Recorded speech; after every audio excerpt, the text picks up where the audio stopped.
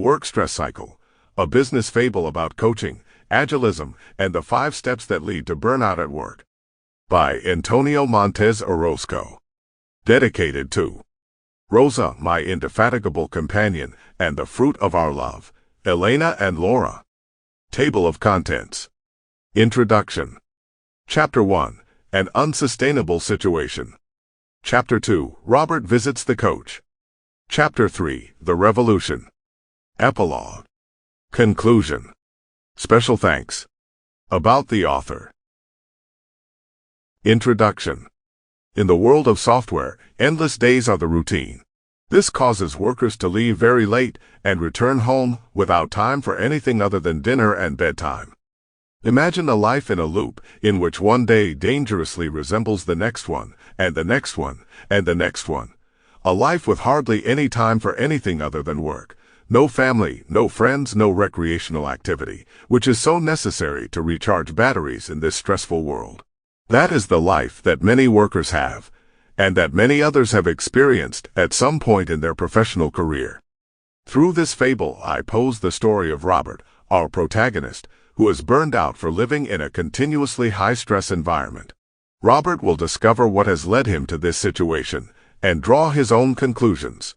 You will discover the world of coaching, the world of agilism, and you will learn about the 5 steps that lead to entering the work stress cycle. Burning out workers is counterproductive for the worker and for the company itself, so it is good to be aware of the price involved in overtime. Loading the members of a team with impossible tasks is the result of fear, so we will discover that we must eliminate fear from the equation. Chapter 1. An Unsustainable Situation. Robert. Our story begins with Robert, a young man of 34 years old, of medium height, curly and brown hair, and overweight. He is a programmer analyst who has been working in the software world for 10 years. He studied software engineering, and when he graduated at 24 years old, he quickly found a job.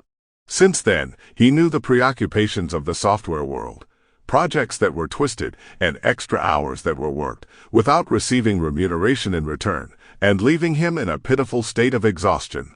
In addition, the fatigue was so extreme that the coffees were no longer effective, and he made many mistakes during the workday. These mistakes had to be remedied, so that meant more work and more overtime. Until the project was delivered to the client, Robert was in a panic to go through the same situation over and over again. In addition, the way of working seemed absurd. In each project, a project manager was appointed who directed all the work. Before Sample complete. Ready to continue?